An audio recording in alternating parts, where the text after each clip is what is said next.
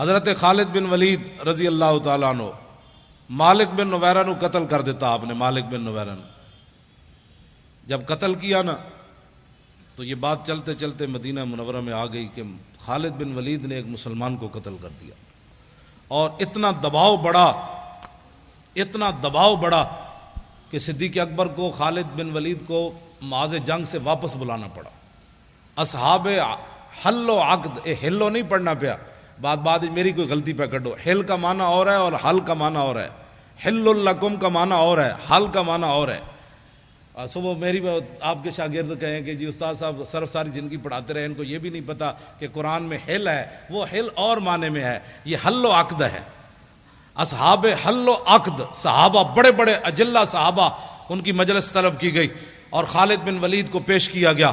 خالد بن ولید جب مسجد نبوی شریف میں داخل ہوئے نا تو حضرت عمر اتنے جلال میں تھے کہ آپ نے ان کی پگڑی سے تیر کھینچ لیے. خون آلود تیر آپ نے لگائے ہوئے تھے، ایسے ایسے لگائے ہوئے تھے سارے. تو حضرت عمر نے جاتے جاتے ان کے سارے تیر اتار لیے.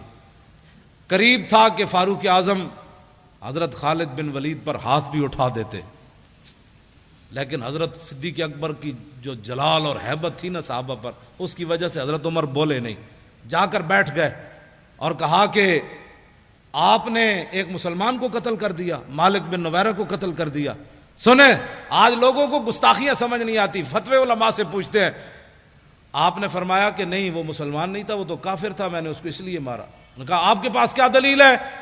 نے کہا کہ جب میں نے اس کو کہا نا کہ تم زکوٰۃ کیوں نہیں دیتے تو اس نے کہا کہ ان صاحبکم قد توفیا.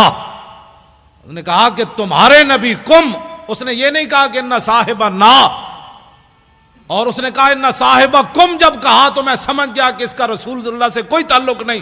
تو صدیق اکبر فرمانے لگے بالکل ٹھیک کیا تو نے جو مارا ہے اس کو.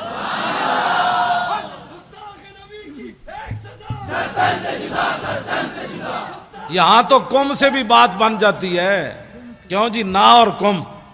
ہاں فرمایا اس نے کم کہا. سیدنا صدیق اکبر نے کہا بالکل ٹھیک، اصحاب حل و عقد نے کہا بالکل ٹھیک، فاروق اعظم نے کہا بالکل ٹھیک، کسی نے بھی نہیں کہا.